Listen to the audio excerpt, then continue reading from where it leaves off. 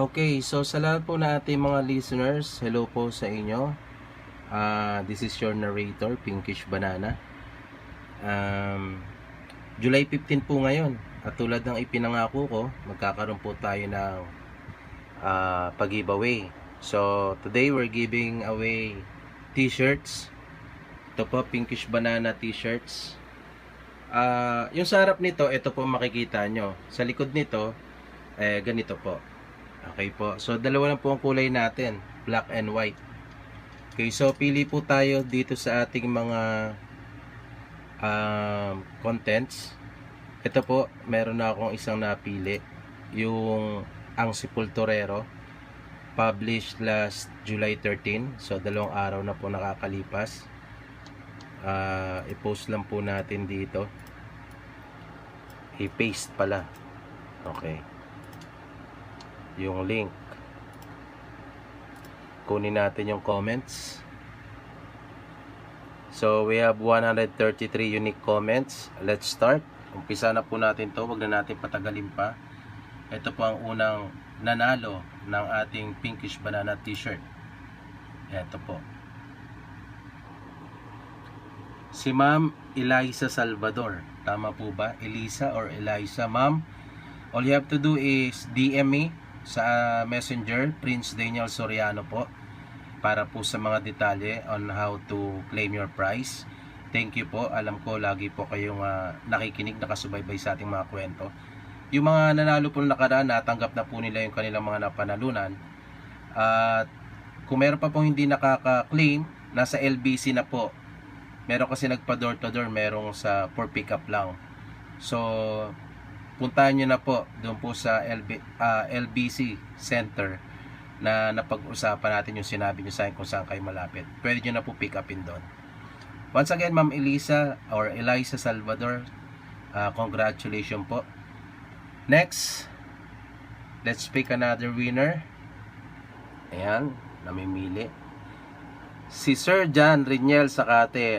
Ito si Sir, matagal ko ng listener ito. Nagsisimula pa lang talagang Pinkish Banana. Sir, congrats. So, i-chat nyo lang po ako para po maklaim nyo yung inyong prize. Good morning, Boss PB Pahabol Lodge. Listening na po, boss. Yun, sir, thank you. So, yun yung comment niya. Lagi po talaga yan si Sir. Okay. So, pili po tayo ng panibagong video kung saan natin kukunin yung mga comments. Eto. Try natin to. Noong July 5 na publish. Ayan. Let's copy the link. Then, paste natin dito. Let's get the comments. For our third winner, maraming comment dito, 211 unique comments. So let's start. Sino kaya ang mapalad na ating mapipili? Our third winner, Paul Madison. Ayun. Good evening, ladies and gentlemen. Sir PB, maayong gabi at sa tanan nga mga aswang. Nakikinig na po habang tumutulong sa paggawa ng module, anak ko. Okay. Hashtag Pinkish Banana. Hashtag katakot naman yan, Papa. God bless po sa atin lahat. Keep safe po. Ayun, sir. Congrats po. Kayo po ang ating third winner for this giveaway. Next.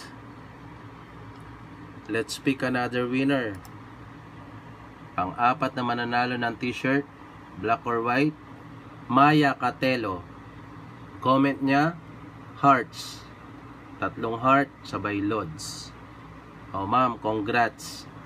Yan, yung mga suki natin. So, comment lang po and subscribe to our channel. At kung gusto nyo matulungan yung channel, pwede nyo rin po i-share ang ating mga video.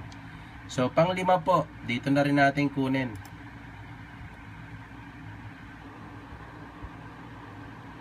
Annalisa Pesino. Abangers here, listening while cooking chicken curry. Wow, ang sarap ha. Ganda ng mga stories, sulit talaga always. So, ma'am, congrats po. I-DM nyo lang po ako, Prince Daniel Soriano po sa Messenger para on how to claim your prize po. Okay, punta po tayo sa ibang video natin. Ito, yung Aparador 1. Tingnan po natin dito kung ilan ang comments. Okay. So, 5 na po ayun, no? So, dalawa pa po, dalawa. Mamimigay po tayo uli sa susunod. Sa katapusan po, magpaparapol po ulit tayo. Giveaway ulit tayo ng t-shirts and baka may cash prizes na po. We have 134 unique comments. Ayan po. Let's start. Para sa ating ika-6 na mananalo ng t-shirt, Mary Rose Benculado. Okay. So, good evening Sir PB. Nakakatakot naman pag aparador ng pinag-uusapan. Nalala ko pa noon na may lumang aparador sila mama na galing pa sa namayapa naming lolo't lola. Natakot talaga ako dati kasi baka bigla na lang magpakita sila lola sa salamin. Matatakotin din naman ako noon. #pinkishbanana. So Ma'am Mary, congrats po. Kayo po ang ika-6 na nanalo ng ating Pinkish Banana t-shirt. I-message nyo lang po ako, Prince Daniel Soriano po, on how to claim your prize. Okay, our last winner for this today's giveaway. Ito po. Randy Cagayanan. Pamilyar sa akin si Sir, lagi itong nakatutok. Good morning po, Sir PB, sabi niya. So sir, kayo po ang ika-7 nanalo ng ating t-shirt sa ating pong pag-giveaway today. Chat nyo lang po, message nyo ako, Prince Daniel Soriano. Okay, hanggang dito na lang po at narito na po ang kwento natin para sa gabing ito. Maraming salamat po. Kumusta po kayo mga ginigiliw kong tagapakinig? Muli po ay narito tayo para sa isa na namang kwento ng kababalagan. At tulad po ng dati ay hangad ko pong lagi na sana'y abutan po kayo ng pagtatanghal na ito na nasa mabuti pong kalagayan, ligtas sa anumang uri ng kapamakan at karamdaman.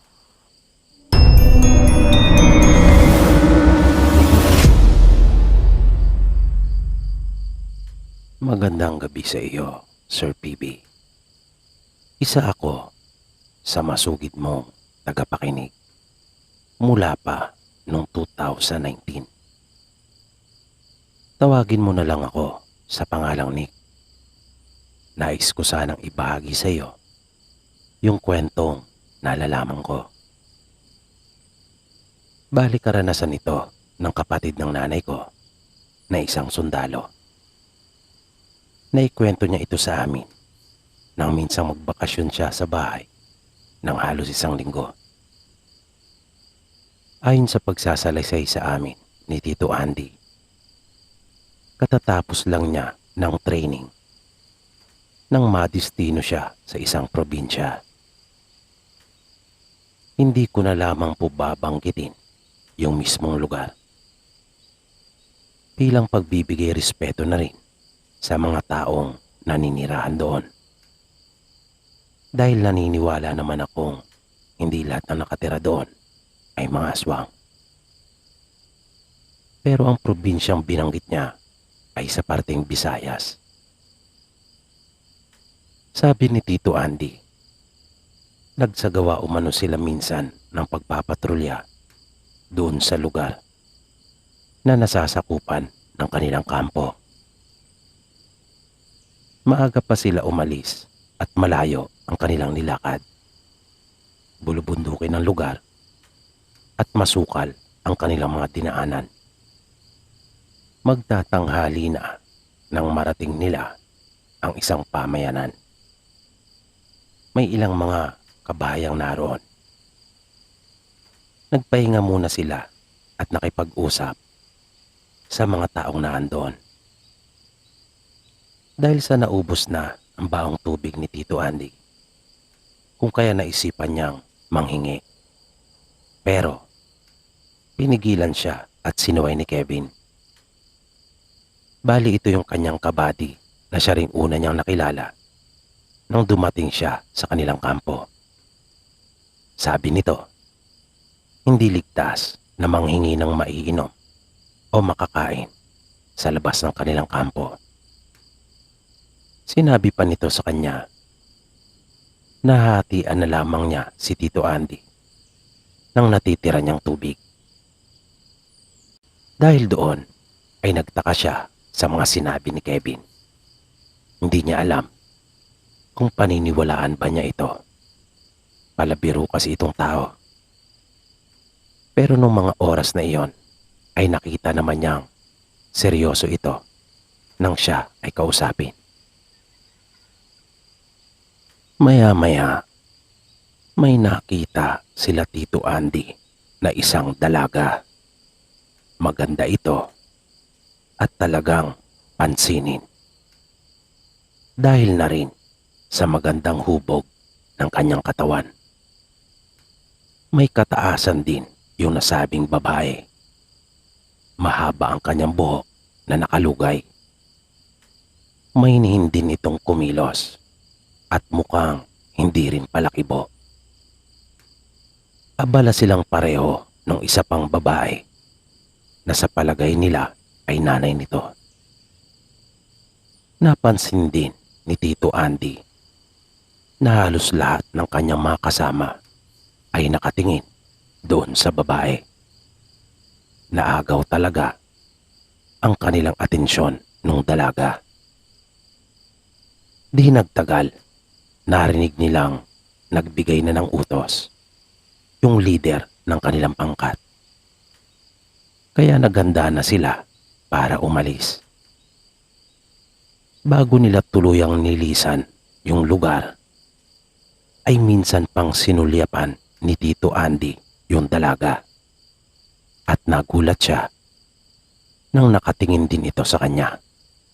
Kung kaya, nagkasalubong yung kanilang mga mata. Nagtama ang kanilang mga paningin. Saglit silang nagkatitigan at napansin niyang ngumiti ito sa kanya. Kung kaya, napangiti rin si Tito Andy. Bigla na lang niyang naramdaman yung isang tapik sa kanyang balikat. Kaya inalis na niya ang pagkakatitig sa dalaga. Paglingon niya, si Kevin pala. At biniro pa siya nito na makontento na lang daw siya sa tingin. Dahil marami pa raw siyang hindi nalalaman ukol sa lugar at sa mga taong naninirahan dito. Na dahil sa mga sinabing iyon ng kanyang kabady, ay muli siyang napaisip. Bago pa magtakip silim, ay binabaybay na nila ang daan pabalik sa kampo. Kung kaya naman, bago pa magsimulang kumalat yung dilim, ay nasapit na nila. Habang inaayos nila ang mga dinalang kagamitan, ay di na napigilan pa ni Andy na magtanong kay Kevin tungkol sa mga sinabi nito. Tinapunan lang naman siya ng tingin nito at nagpatuloy sa kanyang ginagawa. Kaya muling inulit ni Andy ang kanyang tanong kung ano raw ba ang ibig niyang ipakahulugan sa mga sinabi. Hinarap siya ni Kevin at sinabing mahiwaga ang buhay. At napatunayan niya lang raw iyon sa ilang taon niyang pamamalagi doon. At dahil sa hindi nasapatan si Andy sa sagot ng kanyang kaibigan, kung kaya muli itong nagtanong. Sumagot naman kaagad si Kevin at sinabing kanya raw ba kayang paniniwalaan kapag sinabi niya na totoo ang mga aswang. At laganap umano ang mga ito doon sa lugar kung nasaan sila. Hindi kaagad nakapagsalita si Andy. Na bagamat naririnig na niya kasi kahit noon pa ang salitang aswang. At alam niya kung ano iyon dahil na rin sa mga palabas, ay hindi naman niya alam kung totoo nga ba talaga ang mga ito.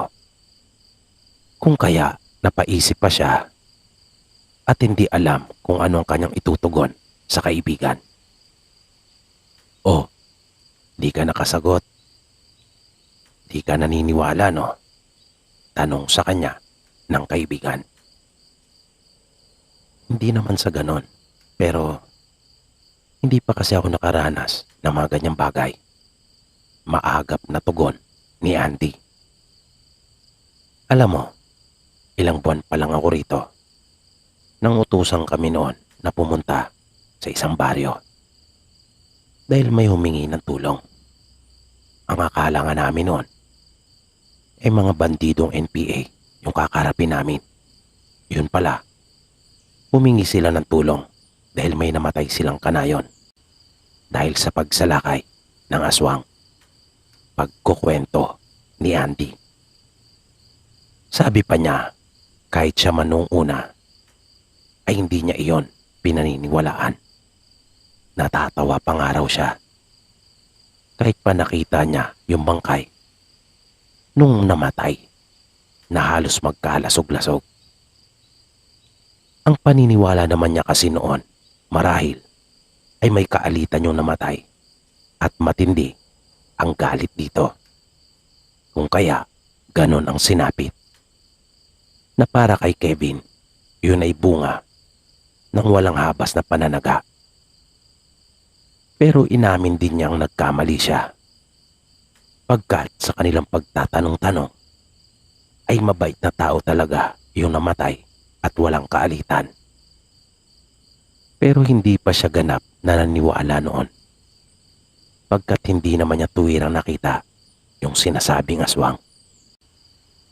Hanggang sa mautusan silang magsagawa ng pagpapatrolya na kung saan ay inabutan sila ng dilim sa daan at hinarang sila ng mga kalalakihang may mga itak na nakasukbit sa kanilang mga bewang. Sinita sila ng mga kalalakihang iyon kung bakit sila naroon sa kanilang lugar. Ano raw ang kanilang pakay? Buti na lang at may kasamaan sila na taga roon na doon ipinanganak at lumaki. Kung kaya, ito na ang nakipag-usap. Kaya nakauwi sila ng matiwasay sa kampo. Ngunit hindi doon nagtapos ang lahat. Dahil isa sa kanilang kasamaan ang nayanggaw. Uminom kasi ito ng tubig sa isang baryo na kanilang nadaanan. Muntik na nga itong mamatay. Buti na lang at naagapan pa ng manggagamot na tumingin. Panghuli, sinabi ni Kevin kay Andy na iba ang buhay at kalakaran doon sa probinsya. Kung kaya, pinaalalahanan niya ito na huwag maging kampante. Pagkat kahit di baril sila, ay hindi yon sapat. At hindi nakasisigurong may pagtatanggol sila ng kanilang mga sarili gamit iyon. Sabi pa nito, yung mga kalalakihang humarang sa kanila ay angkan ng mga aswang.